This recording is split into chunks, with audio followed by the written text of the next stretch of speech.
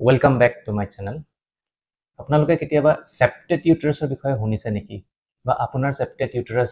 ধৰা পৰিছে নেকি বা আপুনি সেপ্টেড ইউটেৰাছৰ বিষয়ে কিবা জানিব বিচাৰে নেকি আজি মই ভিডিঅ'টোত আপোনালোকক কম সেপ্টেড ইউটেৰাছ কি হয় কেনেকৈ হয় সিম্পটমছ কি হ'ব পাৰে আৰু প্ৰেগনেন্সিৰ লগত ইয়াৰ কি কানেকশ্যন আছে বা প্ৰেগনেন্সিৰ সময়ত কি অসুবিধা হ'ব পাৰে তাৰ বিষয়ে এই ভিডিঅ'টোত মই আপোনালোকক আজি কম প্ৰথমতে আপোনাক কওঁ সেপ্টেড ইউটেৰাছ কি হয় সেপ্টেড ইউটেৰাছ এটা কনজেনাইটেল এনমেলি হয় কনজেনাইটেল এনমেলি মানে জন্মগত প্ৰব্লেম যোনটো জন্মৰ পৰাই আছে কিয় হয় নৰ্মেলি আপোনাৰ যেটো ইউটেৰাছ বুলি কয় বাচ্চা দানি হয় হেতু এটা ট্ৰায়াঙ্গুলাৰ শেপ অৰ্গান হয় তিনিকোণীয়া এটা অৰ্গান কিন্তু ডেভেলপমেন্টৰ সময়ত যদি কিবা কাৰণত মাজত অলপ টিস্যু এক্সট্ৰাকে গ্ৰো হৈ যায় ধৰি লওক ওয়াল এখন মাজত হৈ যোৱা নিচিনা হয় যেতিয়া ওয়ালখন হৈ যায় তেতিয়া আপোনাৰ এন্ডোমেট্ৰিয়াল কেভিটিটো দুটা ভাগত ভাগ হৈ যায় হেতু সেপ্টেড ইউটেৰাছ বুলি কয় আৰু এটো জন্মৰ পৰাই ইয়াতে কিছুমানৰ প্ৰশ্ন হয় যে প্ৰেগনেন্সি সময়ত মই কিবা সাৱধানতা ল'ব লাগে নেকি যাতে মোৰ সেপ্টেড ইউটেৰাছ নহয় তেনেকুৱা কোনো কথা নাই আপুনি যি কৰে নকৰে তাৰ লগত সেপ্টেড ইউটেৰাছৰ একো কানেকশ্যন নাই হেতু এটা জন্মগত প্ৰব্লেম এটো জন্মৰ পৰাই আপোনাৰ আছে হয়তো ধৰা পৰা নাছিলে বা হয়তো আপোনাক অসুবিধা দিয়া নাই হেকাৰণে আপুনি গম পোৱা নাই নেক্সট আহো ইয়াৰ সিম্পটমছ কি হয় মই যেনেকৈ আপোনাক ক'লো ইতিমধ্যে যে আপুনি হয়তো গম পোৱা নাই যে আপোনাৰ এটো প্ৰব্লেমটো আছে কাৰণ এটো নৰ্মেলি সিম্পটমছ নকৰে যেতিয়া আপোনাৰ দেখিছে যে প্ৰেগনেন্ট হ'ব চেষ্টা কৰিছে প্ৰেগনেন্সিটো হোৱা নাই বাৰে বাৰে চেষ্টা কৰাৰ পিছত প্ৰেগনেন্সি হোৱা নাই তেতিয়া আপুনি হয়তো কিছুমান টেষ্ট কৰিবলৈ যাব টেষ্ট কৰোঁতে তেতিয়া ধৰা পৰে যে ইউটেৰাছটো অলপ এবনৰ্মেল হয় তাত অলপ সেপ্টেশনছ আছে যোনটো সেপ্টেড ইউটেৰাছ বুলি কয় তো প্ৰব্লেম কেতিয়া ধৰা পৰে যেতিয়া আপোনাৰ প্ৰেগনেন্সিৰ কাৰণে চেষ্টা কৰে প্ৰেগনেন্সি হোৱাত অসুবিধা হয় হেতু টাইমত টেষ্ট কৰোঁতে গম পায় বা ধৰি লওক আপোনাৰ প্ৰেগনেন্সি হৈ গ'ল নৰ্মেলি প্ৰেগনেন্সি হৈ গ'ল কিন্তু আপোনাৰ মিছকেৰেজ হৈ গ'ল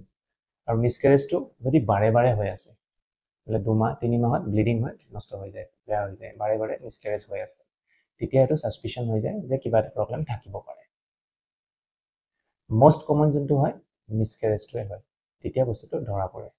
আৰু কিছুমান কন্ডিশন এনেকুৱা হয় যে প্ৰেগনেন্সিটো ঠিকে ঠিকে আগবাঢ়ি গৈ আছে ডাঙৰ হ'ল 3 মাহ 4 মাহ 5 মাহ 6 মাহলৈকে বেবিটো হয়তো গ্ৰো হ'ব পাৰে কিন্তু তাৰ পিছত কি হয় কেতিয়াবা প্ৰিমেচিউৰ ডেলিভাৰী হৈ যায় কমপ্লিকেশনছ আহি যায় প্ৰেগনেন্সি সময়ত কিয় কাৰণ যোনটো বেবি থকা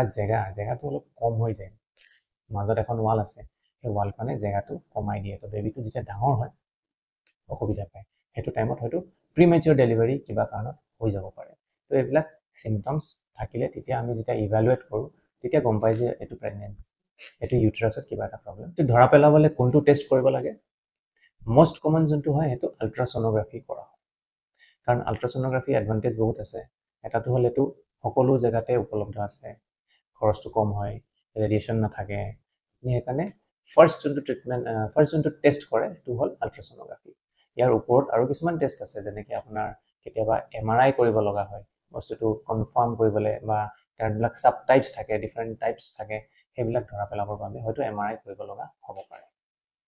আৰু কেতিয়াবা আপোনাৰ ইনফাৰ্টিলিটিৰ কাৰণে টেষ্ট কৰা হয় HSG বুলি কয় হিষ্ট্ৰোসালফিনজিওগ্ৰাফি হেতু কৰোতেও কেতিয়াবা ধৰা পৰি যায় যে আপোনাৰ ইউটেৰাছত প্ৰব্লেম আছে সেপ্টেশনছ আছে এইবিলাক তাতো ধৰা পৰে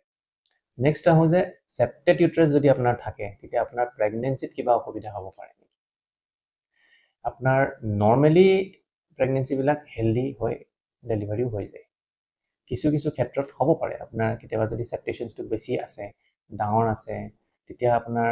ফুল যোনটো সেপ্টেশনছ বুলি কয় কমপ্লিট সেপ্টেশন হেতু থাকিলে হয়তো আপোনাৰ ৰিপিটেড মিছকেৰেজ হ'ব পাৰে আপোনাৰ প্ৰিমেচিউৰ ডেলিভাৰী হ'ব পাৰে এই তেনেকুৱা ধৰণৰ প্ৰব্লেমে হয় তো ইয়াৰ সলিউশনটো কি হয় ইয়াৰ ট্ৰিটমেন্টটো কি হয় মোস্ট কমন যোনটো ট্ৰিটমেন্ট বুলি কয় যদি ট্ৰিটমেন্ট দৰকাৰ হয়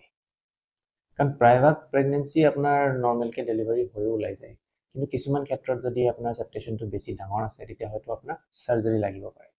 সাৰ্জাৰীটো মিনিমালি ইনভেজিভ সাৰ্জাৰী হয় এটো সৰু সাৰ্জাৰী হয় আপোনাৰ ভিতৰত কেমেৰা সোমাই যাব ভিতৰত মেচিন সোমাই গৈ যোনটো সেপ্টাম আছে যোনখন ওয়াল আছে সেই ওয়ালখন আঁতৰাই দিয়ে কাটি দিয়ে এটো অপাৰেচনৰ নাম হ'ল হিষ্ট্ৰোস্কোপি মেট্ৰোপ্লাষ্টি হিষ্ট্ৰোস্কোপিক মেট্ৰোপ্লাষ্টি সেই অপাৰেচনটো কৰিলে আপোনাৰ ওয়ালখন আঁতৰাই দিয়া হয় তেতিয়া আপোনাৰ কি হয় জেগাটো বাঢ়ি যায় ধৰি লওক আপোনাৰ দুটা সৰু সৰু ৰুম আছিলে মাজৰ ওয়ালখন আঁতৰাই দিলে আপোনাৰ এটা ডাঙৰ এটা ৰুম পাই গ'ল সেই ৰুমটো থাকিলে আপোনাৰ বেবিটো গ্ৰো হওঁতে একো অসুবিধা নাপায় আৰু দেখা যায় যে এইবিলাক অপাৰেশ্যন একচুৱেলি OPD বেচিছতো হৈ যায়, মানে একেদিনাই আপুনি অপাৰেশ্যন কৰিলে একেদিনাই হয়তো ঘৰলৈ যাবলৈ ছুটিও দি দিব পাৰে।